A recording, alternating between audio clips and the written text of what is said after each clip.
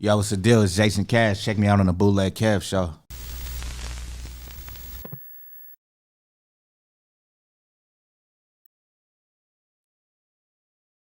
Bootleg Kev show special guest.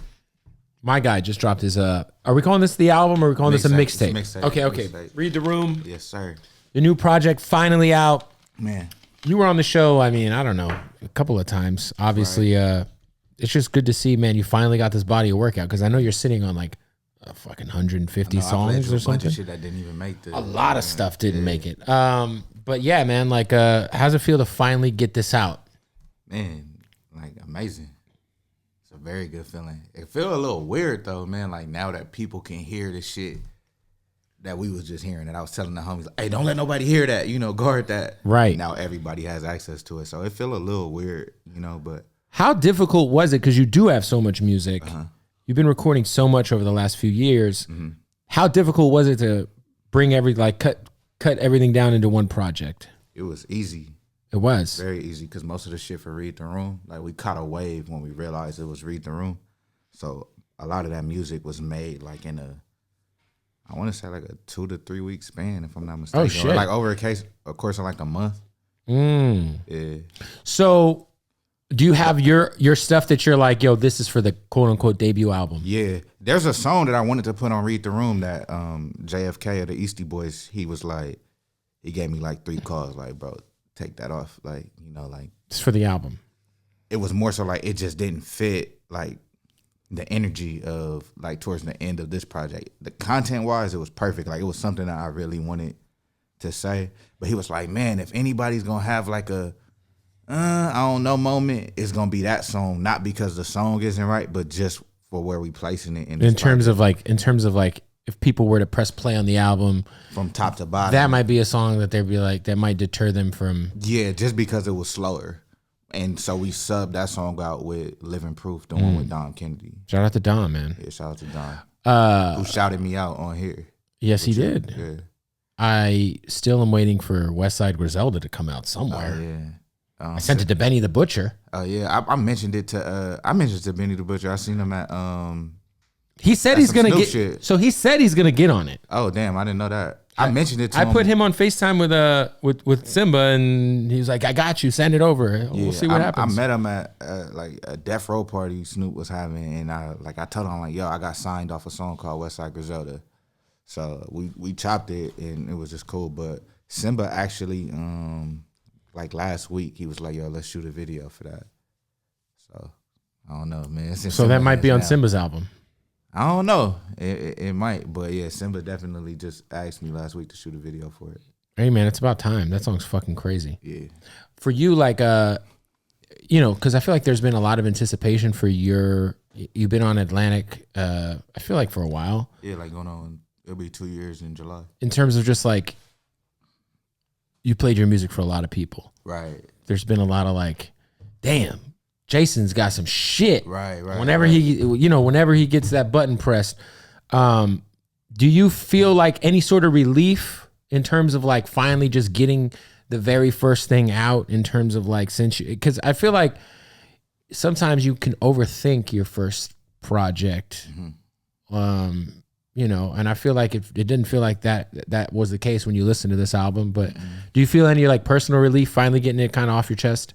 I felt it for a second, and then it was gone instantly, because it's like I'm in like a real like awkward space in my career. It's like I'm not in the building, but I'm in the parking lot. So it's like some people like me, but they don't love me yet.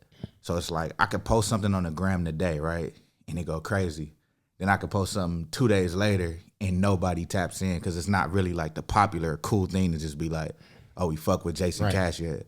So I dropped a project that I really feel is a great body of work without like a large fan base. So that relief that I felt of, oh, damn, we got it out, it immediately turned into pressure of, damn, we got to get these people to hear this shit. Yeah, now the real work starts. Now the real work starts, because it's not like I had a large ass fan base and then just dropped a great body of work and everybody's tapping in and now everybody's sliding to it. It's like, I know once somebody press play on this shit, they're gonna fuck with it. But I gotta get them to press play on this shit. What are those things that because I feel like the one thing you were doing early on that was getting a lot of engagement was doing your freestyles in the car. Right. Freestyles on IG.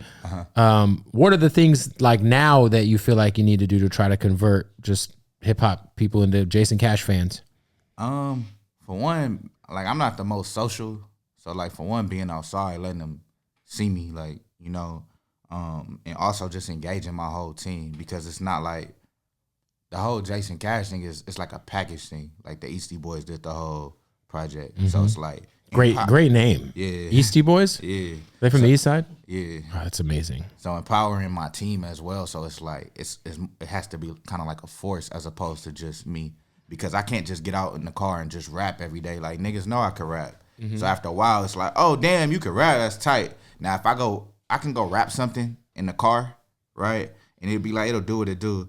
But if I go rap that same verse, like sitting down with somebody, it'll do way more than what it'll do coming out the car. Now it's like we already know you can rap. It's sad, but it's like, you know, this music shit is smoke and mirrors, so they want to see like the smoke on the mirrors. Like, you know what I mean? Do you do like, because, you know, just on some like real basic grassroots level shit, I always tell like up and coming artists to like engage with your fans. Like, do you like reply back on comments? Do you like? I'm not gonna lie. Like I used to respond to every comment, but like it started fucking with my anxiety as more and more comments come in. Like while you're taking a shit, bust open the phone, see who's fucking with you. Be like, you know, like it. You know, I feel like people really like. It's a small thing. Yeah. But when you're like starting out, I feel like that shit matters to people, because they be like, oh shit. Nah, yeah, for sure. Sometimes it's hard. It got to a weird space of like, all right, so I'll miss certain ones. Somebody will deem me like, damn, you responded to everybody and ignored my shit. So then it's like, okay, well, those people are weirdos. Yeah, so it'd be like, all right, so let me just not say shit. But I go live a lot in the studio, and you know, I play music or I just talk to people, etc. Shit like that. You know what I mean? And a lot of times when somebody like repost it, you know, I'll respond when I see it. Sometimes I just literally don't see it, or I might see it like way after the fact, and it's missing like what they responded to. But I try to respond and engage as much as I can. And when I'm outside and I run into people, I try to be as cool as I can. Again, like I'm human for one, and I'm adjusting to people like knowing me before I know them. And I also got shot. So it's like when somebody just got some anxiety. Yeah, like when somebody just random walking up on me, sometimes it'd be like, you know, in my mind, I have to remember like, okay, you're a rapper. Especially because it's like I still live my same life. I'm still with the same homies, move around the same way. So it's like until I go certain places and somebody asks me for a picture or somebody walk up and tell me like, yo, I really fuck with you, it don't be hitting me sometimes that they're tapped into what I'm doing. You know what I'm saying? Because I've been so used to just, you know, moving and maneuvering around the same way. Yo, what up, man? We got to stop the interview real quick to tell you about our good folks at Blue Chew. That's right. Go to bluechew.com, fellas. You know, sometimes you go through some stress, you go through a little anxiety, and your dick is not performing maybe how you'd like. It's called ED. A lot of guys go through ED. You could just be old as shit if you're watching this and your dick ain't working like it did when you were like 20. You know what I mean? Well, listen, Blue Chew, it is the wave. How about this? The same active ingredients as Viagra and Cialis getting delivered right to your door in a chewable form, in discreet packaging. And the best part about it is it's all online. Zero awkward visits to the doctor's office. Zero. You go online, you sign up with the promo code Bootleg. That's right, Bootleg. When you check out, you will get the first month for free. All you got to do is pay $5 in shipping, and you're going to get 1 month supply of Blue Chew. All right, and you're going to be fucking like you were fucking never fucking before. Your dick's going to, I'm going to assume you're adding at least 1/4 of an inch of erection. That shit's going to be rocked up and socked up. All right, boys? So what you need to do, one more time, go to bluechew.com and use that promo code Bootleg and get your first month for free. Bootleg, promo code Bootleg on bluechew.com. Let's get back to the interview. When someone gets shot, I can only imagine that you have to move around with a certain level of PTSD or anxiety. Yeah, I mean, yeah, fortunately, like, I probably would be different if I got shot in a situation that was intended for me, because I'd probably be scared to go outside. But then again, the world is so fucking crazy that it's like... So your situation, you got shot, it was just kind of wrong place, wrong time. Place, wrong time. Some LA shit, you know. But that's even crazy to talk about it like that. Like it's just some LA shit, like it's regular. But Right. But it's not like someone was seeking you out to hurt you. Hell no. Yeah, that's better. I mean, that's definitely better than like. Yeah, so you move around. It's a little easier to move around knowing that like it wasn't nobody that was like looking for Jayson. Like, yeah. But in the same breath, it's like when you in crowds and you in places and shit, it's like this shit could go up because it's, bro. Just I ain't even gonna do that. Something happened recently. Hell yeah, we was fucking. I'm not gonna say the place, but me and the homies, we went to this day party, right? And we left this day party and we went to this bar and grill to watch the fight, dog. So it's tight because I'm like, okay, this the spot motherfuckers be at. It's like I'm outside. It's like, I'm walking in, the homies like, hey, you see them pointing at you? Yeah. I'm sitting there eating. They play my song. They play Top Down. And right after Top Down, they play him. So I'm eating. I'm dancing and They're shit. like, this is a vibe. Dog, I go outside, right? I come inside. I'm like, I see my cousin. I set my, I pass my cousin my drink. I'm like, I'm about to go to the bathroom. Shots just ring out. Inside? Bro, on my mama. Oh, my God. I'm hiding in the supply closet. Oh, hell no. I've been in that situation where even recently I was in like there's a shitty city outside of, I don't want to say shitty. There's a city outside of Fresno that I DJ'd in. I forget the name of the city, but we ended up doing this bar and 10 minutes left before the thing closes, fucking just right out front, just gunshots. Right. Like a fucking machine gun. Right. So like, boy, I was on the floor. Bro, I run to the supply shit. Then I'm like, fuck, I'm still hearing scrambling and shit. So now I'm hiding behind the rack with the food on that shit. But so apparently they say that it wasn't shooting inside the restaurant. It was outside of it. But that shit when that sounds shit cracked close enough. up, man, that Come shit on, man. sounds close as hell. You know what I'm saying? And bro, so that happens, right? The next day I had to host that penthouse. I were literally back outside the next day, and I'm like, fuck, but yeah, you're like very much like fuck, this happened yesterday, now I gotta go host the club. Like I'm like, fuck, like, yeah, that shit was, that's crazy. Yeah, that's definitely I can imagine. Yeah, I mean, it's kind of part of your job now, right? Hell yeah. You That's why I'm like, pull up, tap in. That's part of the, that's part of this shit. Like, so that's why I don't really do too much like clubbing or et cetera, like just for fun or just because it's like. I mean, I'm gonna be honest with you, with like the kind of music you make. Like, I'm not sure. Like, I mean, go where you're paid to go. Like, obviously, every once in a while, pop out, show your face, but like, I'm not sure. Like, you pulling up to wherever the fuck is really gonna result in you getting more fans or more streams. See that the thing is for me, right? So fans and streams. Right, that's dope. That's what everybody. But one thing for me right now is like numbers versus impact. So it's like I know my reach, like my direct reach is what's around me. Like even this project, Read the Room. Like I want to super serve Los Angeles, the West Coast, like because that's what I can reach out and touch. Whether somebody put a bunch of money up for this, that, and the third. Like, this is our backyard. This is where I can go pop up at places like that where they know me and they see me like, oh, I've been seeing him on the gram. That's him. Right. Oh, I fuck with him. Oh, yeah, I see him at this shit. Oh, yeah, I fuck with him. It's like, so that's the main thing. It's not even so much trying to convert it just to streams. It's really just impacting the city because it's a lot of people.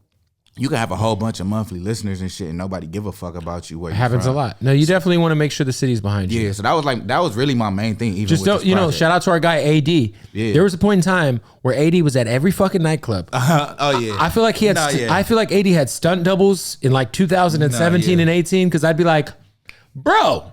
Dog, I just seen, bro, what the fuck? And I feel like low key kind of burnt himself out a little because he was doing all of the fucking clubs. Yeah. But shout out, and it wasn't as special when you would see AD. Nah, yeah, shout out to AD. That's my guy. But my personality is a lot different too. Yeah, AD. Like, really AD like peak AD at a club was. He was turned. Super turned. He was turned. Like I'm not turned like that. Oh man, that guy's a maniac. God bless him. Him and OT. Nah, for sure. I've seen both of them in the club. Like, yeah, that's not really. They weren't. The pandemic wasn't stopping them. Nah, hell no. They was going to Scottsdale. Nah, for sure.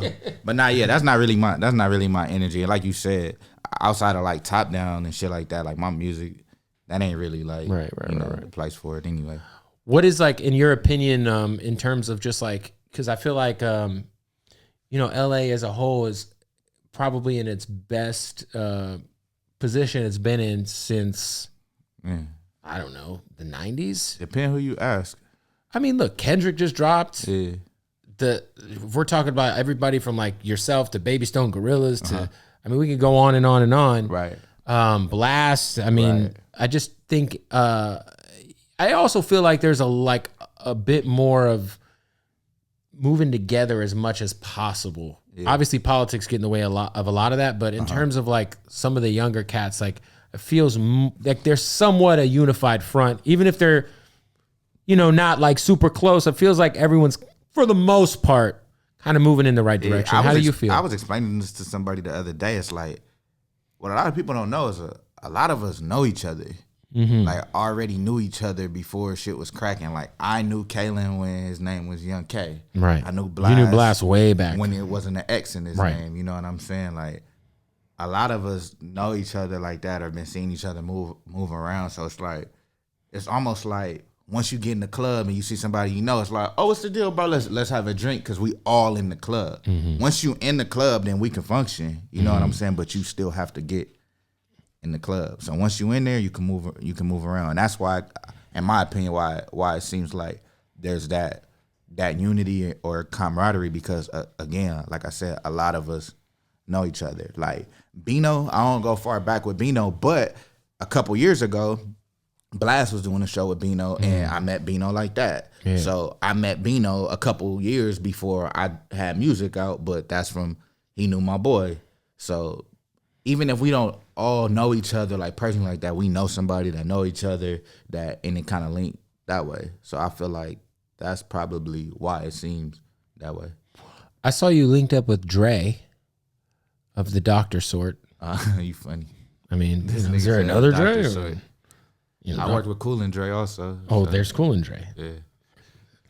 Andre 3000? Nah. Have we checked all the Dre's off the list? Nah, I've never met Andre 3000. I've seen him at Complex Con, but that's about it. Me too, and I fucking... He was in the middle just painting some shit. You know what's crazy is that was the only time I was starstruck and I didn't ask for a picture. For real? Because Andre's like top 5 for me. Yeah. My wife was like, just go get it. I'm like, man, nah, he looks like he's just enjoying the show. Like, yeah. I don't want to bother. I don't want to be that guy. Yeah, I regret it though. But I'm to the point I don't even want to ask for a picture. If somebody just take one, it'd be like cool. I think the last person like I asked for a picture was like Dom Kennedy or something like that. But, I mean, you get the Dre picture for sure. Yeah, I took the Dre picture, but that was like 2 years ago. I haven't seen him. I saw you were in with Snoop. Yeah. So Snoop, damn, do I ask for the Snoop picture? Nah, Fuzzy know and be like, yeah, let me get a picture of y'all. So I mean, yeah, shout out to Fuzzy because that's what he should do. Like, yo, guys, get a picture. Yeah. I don't be having to ask. Because it's not as weird as you saying, yo, what's up? Can we get a pic? Yeah. Your manager says, hey, guys, let's get a picture. Nah, yeah, Snoop, man, I got a lot of love for Snoop. The last time I seen Snoop, he don't even call me by my name or nothing. He was like, what's up, Carson? When I seen him. So shout out to Carson. Yeah. Have you seen Razcast as a Carson great? I just ran into Razcast. Damn, where the fuck was we at when we seen Razcast? My bad, I'm talking to the Eastie. Well, have you heard his son's shit, Coast Contra?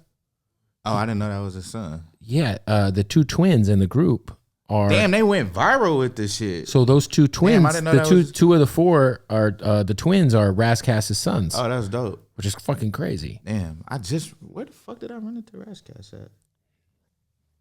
That might have been at that Death Row shit too, huh? Yeah, it was at that.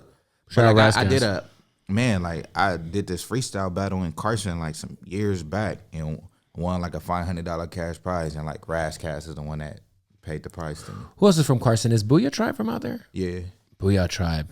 Bishop Lamont. Bishop Lamont was so fire. Brandy, Ray J. Shout out to Brandy, man. Demetrius Ship. Damn, what about Ray J? I mean, yeah, I was just thinking about the whole Brandy Jack Harlow thing that just happened. Yeah. I was like, yo, she really dropped the freestyle in 2022. Damn, yeah, that's crazy. Did you hear the freestyle? Nah, I didn't. You know, it was good. Yeah. My first writing credit was Brandy was on the record. Really? Yeah, it was Ro James and Brandy called Plan B. Wow. It was off his Romantic album. Shout out Ro James. Yeah, shout out to Ro. So Brandy, Ray J, Booyah Tribe, Bishop Lamont. What is Bishop Lamont up to? I don't know. Can't tell you. Man. Reason. Of course, Reason. Demetrius Ship Jr. D-Ship, Tupac. Damn, who else? Does D-Ship make music? Yeah, actually he does. He's a talented musician. That's dope. I feel like I saw that he did music. Yeah, he grew up in the church. Like, it's crazy. Like, my grandparents and his grandparents used to fellowship together, like, back in the day. Like, D-Ship, he produced. He can play the piano, drums. Yeah, shout out to D-Ship. Forrest Whitaker, Carson, Robert Woods. Wait, Forrest Whitaker's from Carson? They're originally from Texas, but they moved to Carson. He might have been in his teens or something like that. Yeah. When I used to work at Starbucks, his brother used to come in there all the time. I'm like, man, this nigga look just like Forrest Whitaker. Have you ever watched Ghost Dog? Nah, I haven't seen it. With Forrest Whitaker, it's like a samurai movie where he plays like a black samurai in New York, and he flies pigeons around. It's fucking crazy. There's actually, you saw the Kendrick Lamar N95 video? Yeah. That was inspired by Ghost Dog. Oh, that's crazy. I gotta check that out. Yeah, it's pretty. It's like a little indie movie. Forrest Whitaker, man. Yeah. Shout out to my guy Sylvan. Sylvan and Forrest Whitaker, the two most famous lazy eyes in the game. Yeah. Like I said, Since Biggie Robert passed. Woods too. Well, he was on the Rams, but Yeah, Robert Woods. Yeah. Won. Yeah, his pops is a coach on the Cardinals, my team. Oh yeah. Yeah, so when they beat us, fuck, it was bittersweet. You were at that game. Yeah, I saw you. I was like, you're not even a fucking Rams fan. You're like, hey man, they gave me a jersey. Because what are you, a Raiders fan? Yeah. Yeah, so you was out there in that Rams jersey though. They gave it to me. Fuck But that. I mean, it's LA. I support for sure. But you're a Raider fan. Yeah. Definitely. For the record, Rams, I live in LA. I'm on the radio in LA. If you ever gave me a jersey, it's going in the garbage. Nah, bro, Robert Woods was on the team. Carson, my I want boy no Obo fucking was part playing. of your jerseys, Los Nah, Angeles man. Rams. I am an Arizona Cardinals fan to the death. But see, you play them. What up, y'all? Hey, we got to stop the interview to tell you about our partners, the presenting sponsor of the Bootleg Head podcast, our family at Odd Socks. Man, they're dropping so much heat at Odd Socks right now. Go to oddsocksofficial.com. Use the promo code BootlegKev. One word, BootlegKev. You will save 20% off at checkout. Listen, they got the socks. You know what I mean? Shout out to the Ninja Turtles. I totally just dropped my mic flag. And then they got the Odd Socks Basics, which are just kind of like these boys. My favorites. I love the Odd Socks Basics. And let's not forget, ladies and gentlemen, Odd Socks now has the underwear. That's right. Tapatio draws on that ass. Remember, oddsocksofficial.com. Use that promo code BootlegKev. Save 20% off at checkout. Let's get back to the podcast. Play them. Yeah, you're in the AFC. Right. I get it. Yeah, that's fair. Like, it's easier And it's for me the same division. Like, yeah. Yeah. So, I get it. Like, if you were a Niner fan, you'd probably feel the same way I feel. Right, but it's like... it's Unlike LA. YG, who was a Niner fan. He's a fake-ass Rams fan. Hey, man, I ain't got nothing to say with... Matter of fact, I seen YG say the Kaepernick shit. That's a very good... It's a very convenient excuse. Because Hey. the whole NFL blackballed Kaepernick. But I'm just saying, like, that was his reasoning. And then he said he grew... When he was a kid, he was a Rams fan. He said that on my show. Yes. Yeah, I know. See, I be watching your shit. Yeah, he's full of shit. He's a fucking Niner fan. I know me and him have had screaming debates about the 49ers. Man, shout out to YG and Push Your Ride, man. And the Great Rams. guys. Shout out to YG. I love by the way, his shoes are super comfy. They're kind of like Cortez's, but they're... Yeah. I asked Push Your Ride for a pair. I didn't, I got 2 pairs. I give you a pair. What size are you? 11 and a half. I'm a 12. Oh, yeah. Perfect. I feel like I rock the black and white ones. The red ones, I don't know if I can go all red like that. Sure, I could do it. You could do it for sure. Yeah. So with this album, why Read the Room? Because that's literally what I did. Like, literally. Like, kind of how you just mentioned, like, a lot of people knowing I had music, but they knew it because I was playing the back. Right. I was in the back while so many other people was moving. I literally watched like a fly on the wall. So from that position, I paid attention to what was going on, what I liked, what I didn't like, how I would move if I was in this position, et cetera. And so I just read the room before I entered it. And then on the flip side of that, it's like I said, I want to super serve my market, which was the West Coast, LA. So I did my research I knew Buddy, Boogies, Blast, Beanos, Blue Bucks, all their monthly listeners on Spotify. I knew which songs was doing the most. Like, I really did my homework. Yeah. I studied what was going on. I knew what I was hearing when I was in the streets. And I just was like, okay, I'm not going to swim against the current. gonna pay attention to what's going on to impact here. I didn't want to rap people to death. I didn't want to make a project trying to prove that I was just this supreme rapper. Like I wanted to make good music with replay value, and I paid attention to what they were playing. So I literally read the room again, and then ultimately when this shit work, and you know, we go from small time to big time, and they say, damn, how the fuck did you get it here? I'm gonna literally tell them I read the room. I like that. How did, because, you know, obviously working with Dom, I mean, I feel like that you could hear some of Dom's influence in what you do. Yeah. What was that initial link up like? It's crazy. You said you asked for the photo. Yeah. Well, the first time I met, well, not the first time I like met Dom. Like I've been seeing him around. Like yeah, he's around. Yeah, like I've been seeing him around, but the first person to really introduce me to Dom, and he probably don't remember. I'm sure he doesn't remember this shit. Was actually DJ Head. Shout out my guy Head. Yeah, we were at Roddy Rich's release party for Antisocial, and it was at the end of the night. Like I still got the picture and shit. I see Dom outside, and then DJ Head walks me up to him. He like, yo, there's somebody you should know. This Jayson Cash. Dom was like, oh yeah. He was like, yeah, for sure. Shook hands or whatever. We took a picture, and that was it. And then one day, this is years later, I'm just driving, and I call Fuzzy. I'm like, yo, like, do you think it'd be hard to get Dom on the record? He got off the phone and called me back maybe like in 3 minutes. I was like, yo, I just talked to Archie. We're going to pull up on Dom next week. Dope. So I pulled up on him. I played him the song that he was on, which is him. Like I played him that record, and he was like, no, matter of fact, I was playing the music, and he was like, so y'all just pulled up to press play, or like what we doing, like, you know? Yeah, like what you want me on type shit. Right. Yeah. So then I played him that record because I was playing him some shit first. Right. This was like before Priority came out and stuff, so I played him Priority. Was fucking with it. I had this song with Buddy called The Code that he was fucking with. I was just playing them shit, and then I played him that record. He was like, start it over, played it again, you know, and he said he'd do it. So we had been waiting. No, matter of fact, before the waiting period, like I ended up shooting Priority that weekend. So he pulled up and was in the video and shit. I was like, oh damn, that's crazy.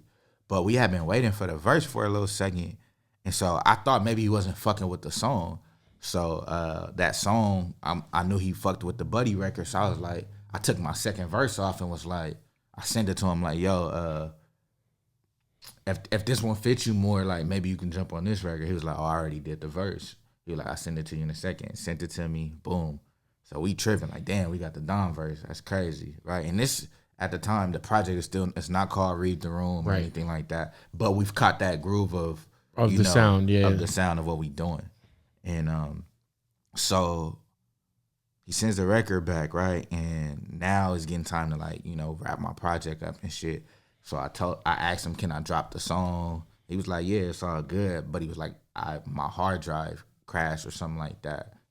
So I was like, fuck. So you didn't have the stems. Right. Now, mind you, this is the only feature on the project at the time that wasn't recorded in our studio or in one of my So you don't sessions. have, For people who don't know, you need the stems to so get it I'm mixed and like, mastered properly. Fuck, right? But it was like a big blessing in disguise because he pulled up to the studio to re-record it. And then he was like, yeah, we could do some other shit. And that's how Living Proof came about. Wow. Yeah. That's crazy because a lot of times you're fucked. Bro, shout out to that motherfucking hard drive crashing because that's how I ended up with 2 Dom records. Damn. He pulled up to re-record the verse and then was like, we started playing records. The Eastie Boys played. I was recording to a different beat, like, oh, I'm about to get Dom on this shit. And then he heard some shit. That shit played. And I seen his head now. I'm like, fuck it. That's why literally the first line is, I don't push P, I push OPM. It's because Dom was sitting in the room while I rapped that shit. Oh, that's so hard. Like, yeah. What is obviously with this project, kind of your introduction? How much longer? How long are you gonna wait to drop the album, or is it just kind of to be continued? Damn, man, ain't been out a week yet. I'm because, you know, sometimes, like, I feel like in 2022, music is like it's like a weird game. It's like, do you do the high output thing because people's attention span's so small, or do you wait? Like, I feel like, you know, Simba dropped his project in December of 2020. And like, I almost feel like he already should have dropped another project. So what is like kind of like, are you not even thinking about that? It really just like it kind of depends. Because you have so much music. Nah, yeah. And I would hate for like a lot of that music just to stay on a hard drive. Nah, that's definitely not happening. Well, you got a lot of fucking records. Not all of them probably could come out. But nah, that's definitely not about to happen. How many songs do you think you're sitting on? Hundreds. Yeah, it's a lot. Yeah, because it was a point where I was making like 4 or 5 songs in the night. That's crazy. It was a point, but in the same breath, like a lot of those songs, it's like it won't probably be that song. Like that verse will go on something else, or you might like I like what I did on this song. Let me yeah, or I might revisit certain beats and do different songs to it. But it really kind of depends, man. I feel like right now I want to maximize this project for sure.